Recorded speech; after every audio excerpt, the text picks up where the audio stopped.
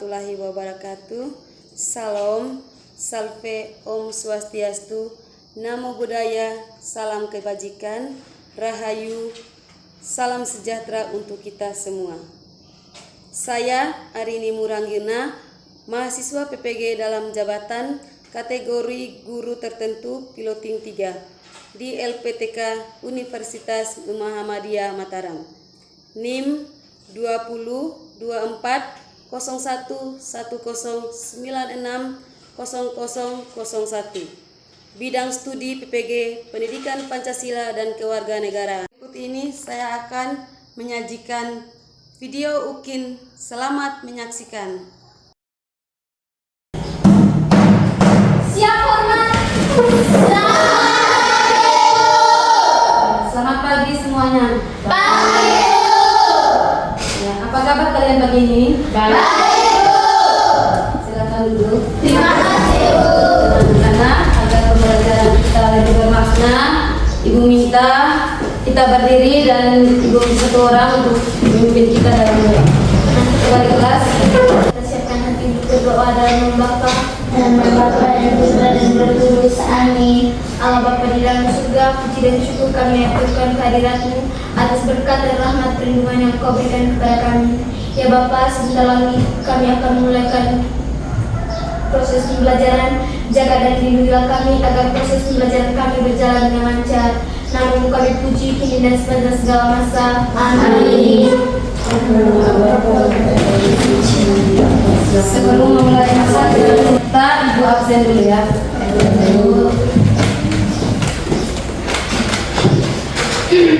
Jiwaju, Ibu, Batur, hari Ibu, Askopin, hari Ibu, Padur, hari Ibu, Adur, hari Ibu, Kanaparo, hari Ibu, Sanjaya, hari Ibu, NC, ada Ibu, Rejo, ada Ibu, Skera, ada Ibu, Saputra, ada Ibu, Iren, Dadung, ada Ibu, Magung, ada Ibu,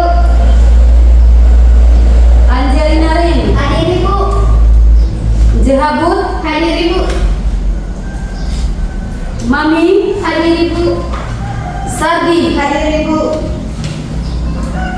Numul, ada Ibu, Jemadut. ada Ibu. Ya, ada semua ya. Ya, Selanjutnya untuk meningkatkan rasa nasionalisme, kita berdiri untuk menyanyikan lagu Garuda Pancasila. Kita satu Pancasila, Garuda Pancasila, akulah pendukungmu, patriot proklamasi, sedia berkorban untukmu. Pancasila dasar negara, rakyat adil makmur sentosa, pribadi bangsaku.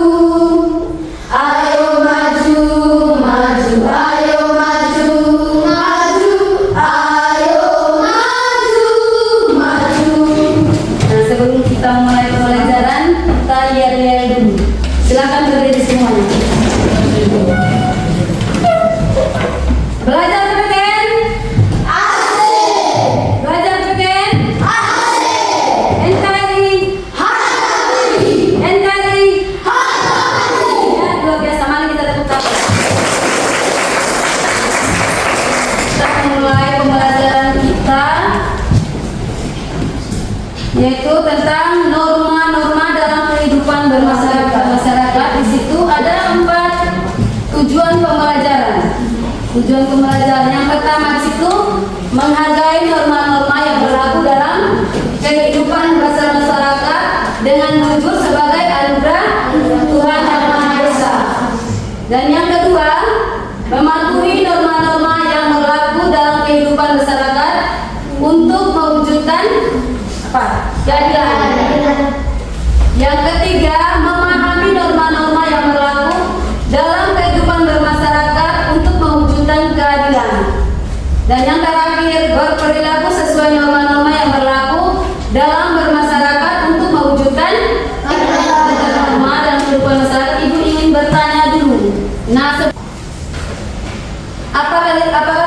pernah membuat kesepakatan bersama?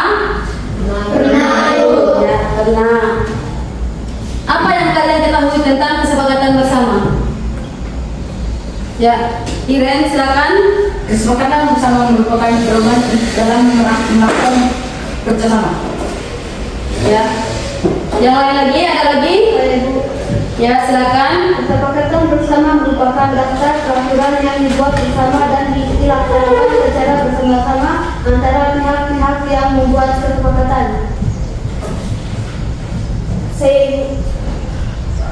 Ya, silakan. Sebagai landasan dalam melakukan program kegiatan bersama. Ya, ada lagi?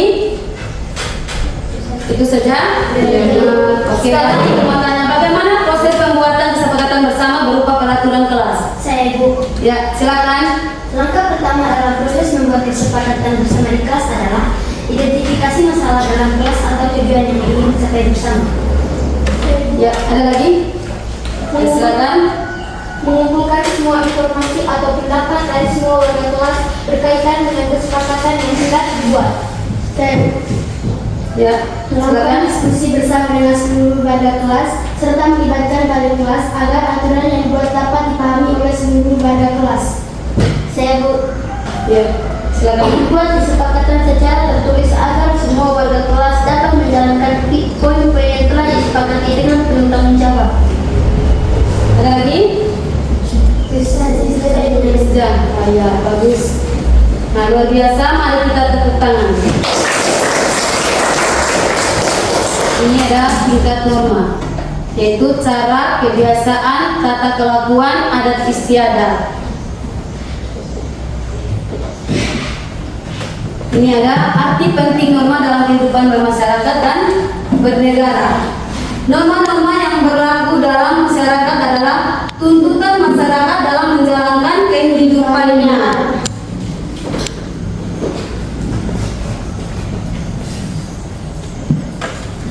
Ya.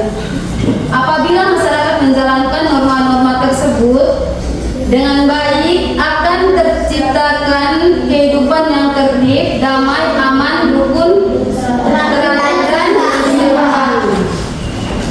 Ini ada pentingnya norma dalam kehidupan masyarakat adalah berikut. Yang pertama itu apa? Coba satu orang menciptakan kehidupan yang selaras dan seimbang. Yang berikutnya menjadi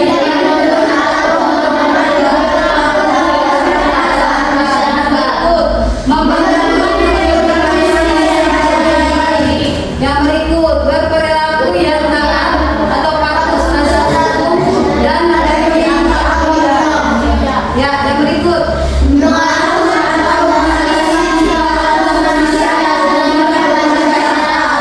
yang terakhir mewujudkan ini lagi perilaku yang sesuai dengan norma, yaitu perilaku yang sesuai dengan norma yang dapat diwujudkan di lingkungan sekolah. Ya, yang pertama berpakaian sesuai dengan norma sekolah, berdoa mendengarkan dan mendengarkan rumus selama kegiatan belajar. Yang berikutnya mencium tangan guru sebelum dan sesudah pelajaran saya. Yang berikut melaksanakan kewajiban piket membersihkan kelas. Yang terakhir mengerjakan coba kalian ini bagaimana tadi apa refleksinya kalian, bagaimana proses pembuatan kesepakatan bersama di kelas. Saya Bu. Ya. Langkah pertama dalam proses membuat kesepakatan bersama di kelas adalah identifikasi masalah dalam kelas atau tujuan yang ingin dicapai bersama. Saya Bu. Ya, satu lagi.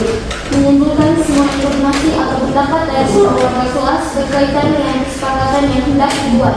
Ya, siapa lagi? Ayo. Melakukan diskusi bersama dengan seluruh warga kelas serta melibatkan wali kelas agar aturan yang dibuat dapat dipahami oleh seluruh warga kelas. Saya Bu. Ya. Membuat kesepakatan secara tertulis agar semua warga kelas dapat menjalankan poin-poin yang telah disepakati dengan penuh tanggung jawab. Ya, luar biasa. Mari kita tepuk tangan.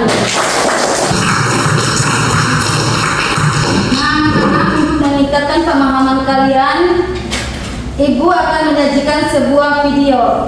Kalian silakan ini ya, tonton videonya. Kadif Humas Polri Irjen Lutfi mengatakan hasil pemeriksaan CCTV terkait kasus kerusuhan di Stadion Kanjuruhan Malang Rabu 5 Oktober. Jadi menjelaskan CCTV tersebut ada 6 pintu stadion saat kerusuhan tersebut terjadi. CCTV tersebut berada di pintu 9, 10, 11, 12, 13, dan 14 yang menampilkan banyak korban berjatuhan. Diketahui kerusuhan di Stadion Kanjuruhan Malang, Jawa Timur terjadi selesai pertandingan Arema FC versus Persebaya pada Sabtu 1 Oktober malam. Insiden bermula saat beberapa supporter Arema masuki lapangan selesai pertandingan tersebut. Tak berapa lama, ratusan Aremania memenuhi lapangan Kanjuruhan. Kemudian polisi tiba-tiba menembakkan gas air mata untuk membubarkan supporter yang masuk lapangan tersebut. Gas air mata itu tak hanya ditembakkan ke lapangan, namun juga ke arah tribun penonton dan kemudian memicu kepanikan supporter lain. Nantinya hasil sistem CCTV tersebut akan disampaikan ke publik. Ini menyatakan kasus penyelidikan kerusuhan Kanjuruhan saat ini masuk dalam tahap penyidikan. Artinya Polri menemukan adanya unsur pidana terkait kelalaian hingga mengakibatkan tewasnya seratusan orang tersebut. Dalam perkara ini, penyidik mempersangkakan pasal 359 dan pasal 360 KUHP. Para tersangka nantinya terancam dengan hukuman maksimal 5 tahun penjara. Terima kasih sudah nonton. Jangan lupa like, subscribe, dan share ya. Oke, baik. Setelah kalian menonton video tadi, hal penting apa yang kalian dapat dari isi video tersebut dan kasus tersebut merupakan pelanggaran norma apa? Saya Bu, Ya, silakan satu orang. setelah saya mencermati video tadi, bahwa dalam video tersebut telah terjadi kerusuhan antara supporter sepak bola yang menewaskan ratusan korban. Hal ini merupakan pelanggaran terhadap hak asasi manusia. Sehingga menurut saya, kasus dalam video tadi merupakan pelanggaran terhadap norma hukum. Ya, bagus. Ada lagi? Ya, silakan Iren. Menurut saya, video tadi merupakan pelanggaran terhadap norma hukum karena akibat dari kerusakan tersebut, 101 orang tewas dalam insiden tersebut. Oke, baik. Ada lagi? Masih ada? Itu saja Ibu. Setelah kalian memahami bahwa kasus tersebut merupakan contoh pelanggaran hukum, lalu bagaimana sanksinya? Ada yang tahu? Ya, coba angkat tangan. Menurut saya, sanksi yang terdapat adalah berupa hukuman penjara bagi pelaku yang membuat kerusuhan. Ya, bagus. Apa lagi? Menurut saya, perilaku dari insiden ini dipenjara sesuai dengan hukum yang berlaku. Ya, bagus. Luar biasa. Mari kita tepuk tangan. Kalian lebih berkaitan dengan norma dan norma masyarakat, silakan kalian duduk dalam bentuk kelompok. Sudah? Nanti kita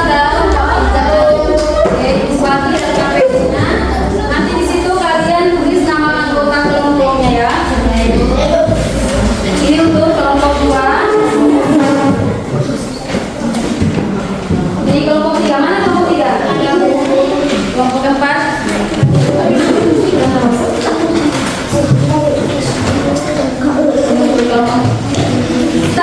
Untuk kerjaan di situ yang ada yang undang-undang.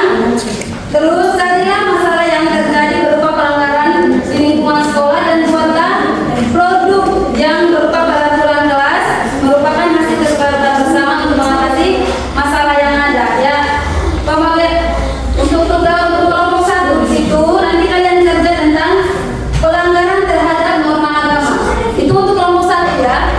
Untuk kelompok 2 pelanggaran terhadap norma kesopanan, kesusilaan. Oke, kedua. Yang ketiga di situ kalian kerja tentang pelanggaran norma tentang kesopanan. Yang keempat pelanggaran terhadap norma dan dengan silakan dengan teman-teman kelompok kalian ya untuk menyelesaikan yang KPD-nya. Silakan. Satu orang tulis kelompoknya di atas kelompok berapa.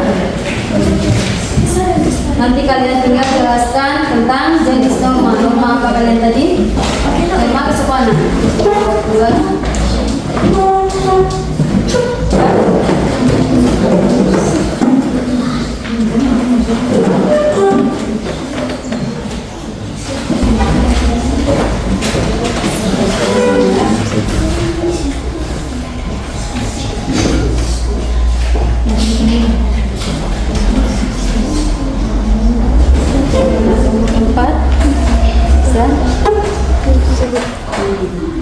Namanya biasanya. Bentar ini dikumpul.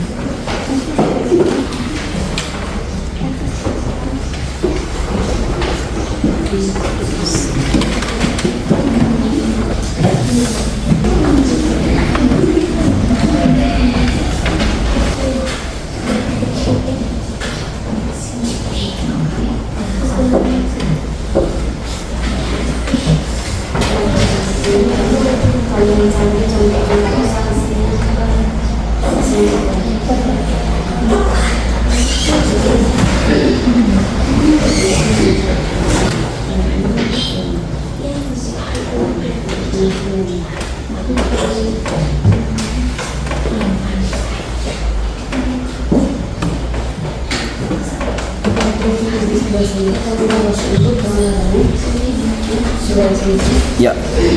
Sudah semua? Sudah. Oke, baik. Waktu pengerjaan LKPD-nya sudah selesai. Saatnya kita presentasikan satu-satu setiap kelompok. Selamat pagi teman-teman. Selamat pagi. Terima kasih atas waktu dan kesempatan yang diberikan kepada saya, dan saya di sini akan menjadi moderator kelas. Pertama-tama, waktu dan kesempatan saya berikan untuk kelompok 1 mempresentasikan hasil kerja.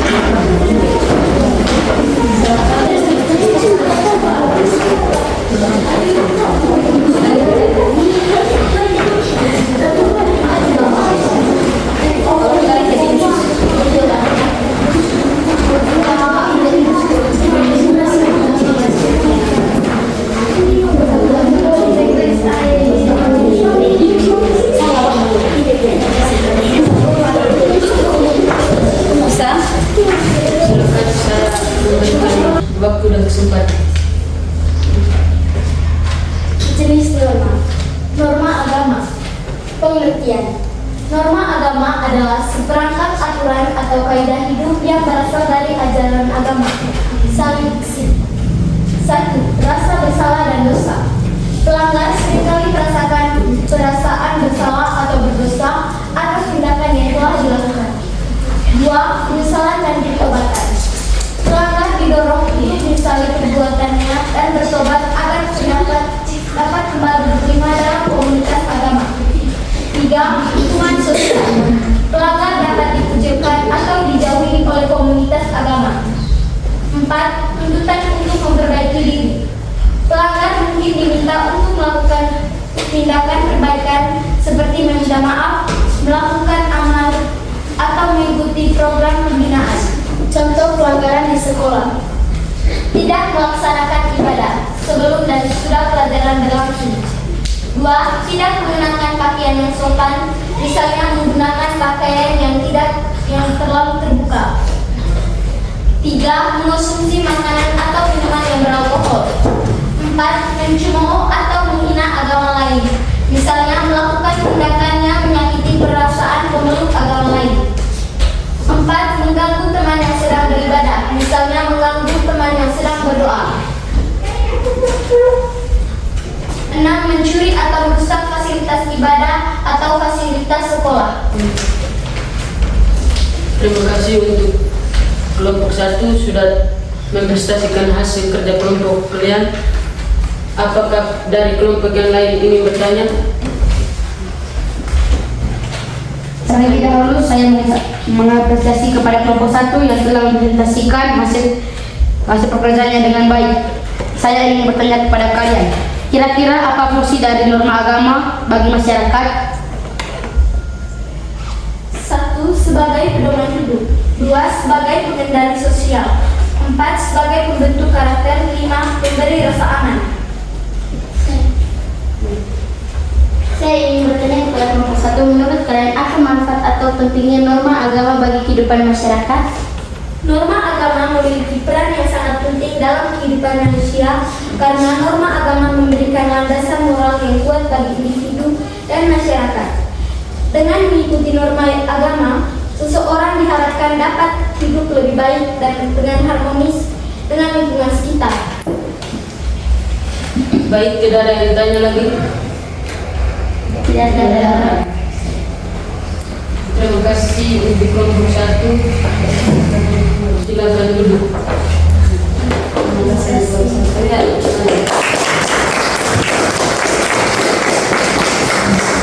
Selanjutnya kelompok 2 saya akan memberikan waktu dan kesempatan untuk mempresentasikan sesuai dengan kelompok.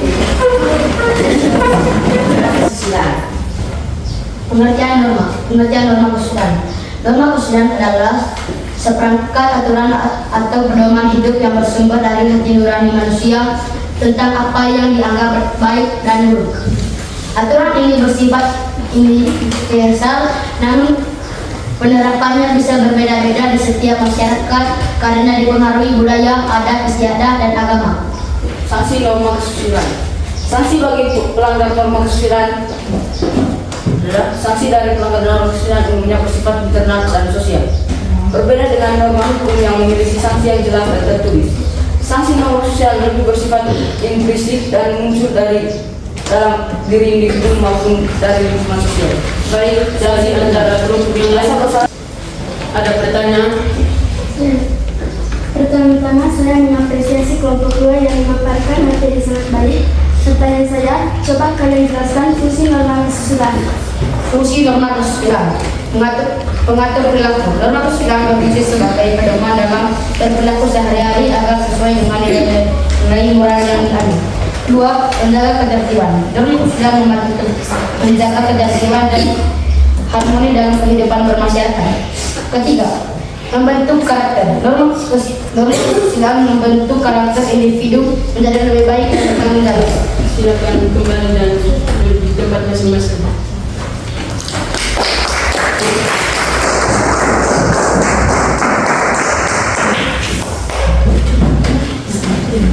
Selanjutnya saya akan mengundang kelompok 3 untuk mempresentasikan hasil dari Norma kesusilaan adalah seperangkat aturan atau pedoman yang mengatur bagaimana kita seharusnya berperilaku dan berinteraksi dengan orang dalam kehidupan sehari-hari.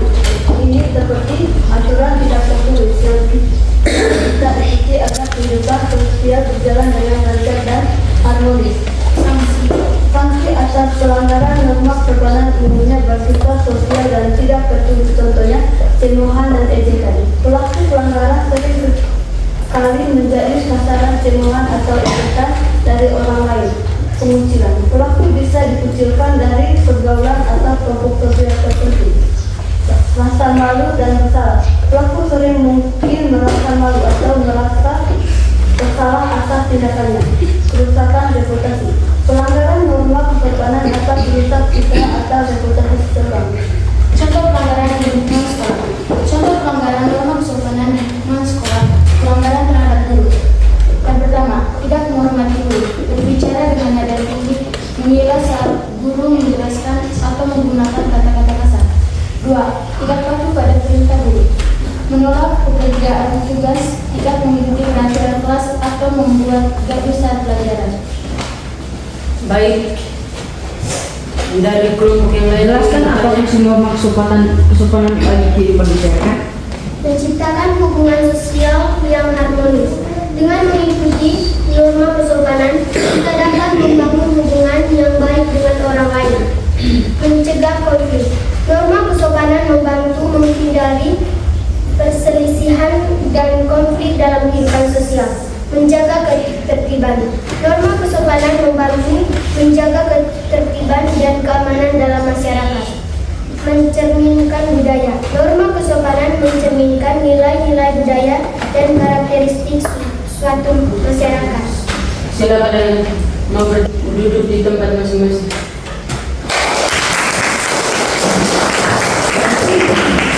Kesempatan saya berikan untuk kelompok 4 mendemonstrasikan hasil dari kelompok.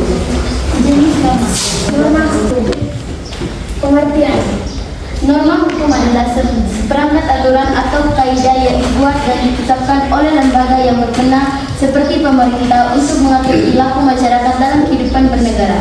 Aturan ini bersifat memaksa dalam memiliki sanksi hukum yang jelas jika dilarang. Sanksi. Sanksi bagi pelanggar norma hukum adalah konsekuensi yang diberikan kepada individu atau kelompok yang melanggar aturan hukum yang berlaku. Sanksi ini bertujuan untuk memberikan efek jerah, melindungi masyarakat dan menegakkan keadilan. Contohnya, A. Sanksi pidana. 1. Hukuman penjara. Pembatasan kebebasan individu ditempatkan di lembaga bermasyarakat. 2. Denda. Kewajiban membayar sejumlah uang sebagai ganti rugi atas perbuatan yang merugikan negara atau pihak lain. 3. Hukum mati. Sanksi paling berat yang berlain penghilangan nyawa. 2. Tindakan perbaikan. Coba kalian jelaskan fungsi norma hukum bagi kehidupan masyarakat. Fungsi norma hukum bagi kehidupan masyarakat adalah menjaga ketertiban dan keamanan masyarakat. Norma hukum mengatur perilaku manusia agar tidak saling mengganggu dan menciptakan kondisi yang aman. 2. Menjamin keadilan. Norma hukum memberi perlindungan hukum bagi setiap warga negara dan menjamin keadilan bagi semua. 3. Menyelesaikan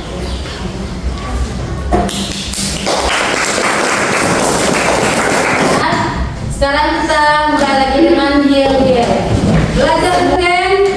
Asik! Belajar PPKN? Asik! NKRI? NKRI?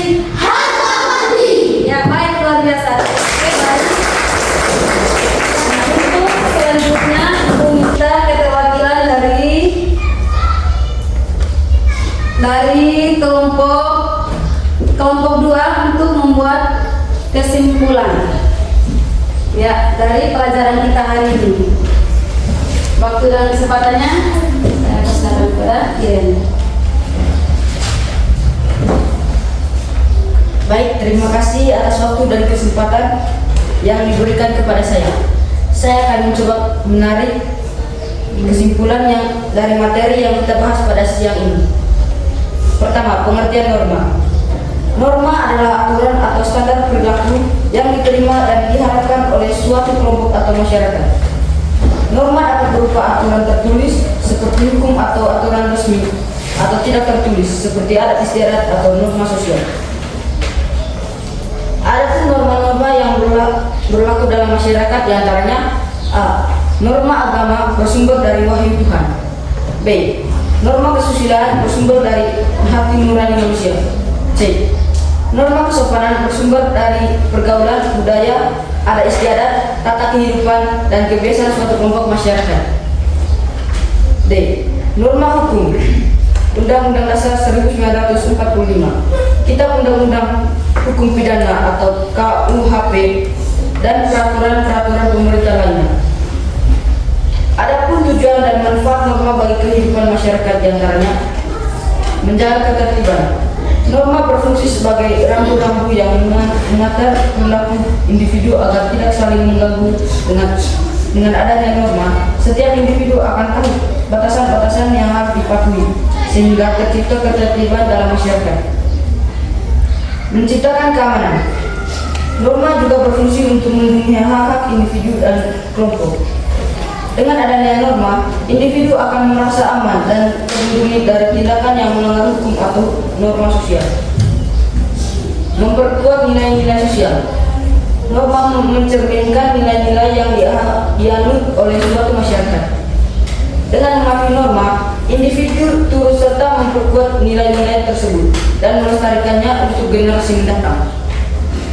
Memudahkan interaksi sosial. Norma memberikan pedoman tentang bagaimana cara berinteraksi dengan orang lain secara baik dan benar. Dengan adanya norma, interaksi sosial menjadi lebih lancar dan harmonis. Mencapai tujuan bersama. Norma dapat membantu masyarakat mencapai tujuan bersama, seperti kesejahteraan, kemajuan, dan keadilan. Maaf, terima kasih. Ya. Sekarang Ibu minta kalian untuk memberikan refleksi.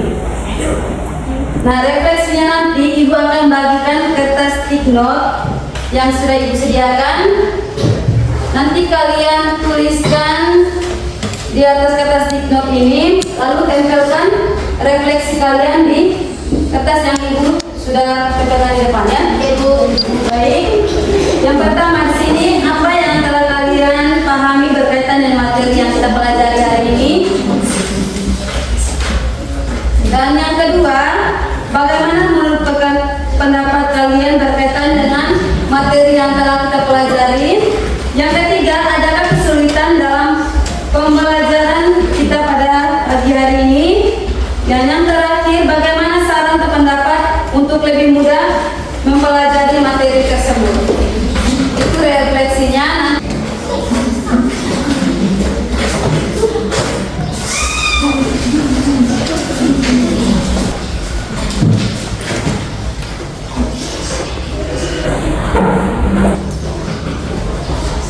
Sebelum kita tutup, Ibu minta satu orang untuk menutupnya dengan doa. Ya Bapa di surga, terima kasih atas firman-Mu sehingga kasih kami dapat menyelesaikan pembelajaran kami sehingga kami dapat menyelesaikan dengan baik kami. Ya, baik, terima kasih.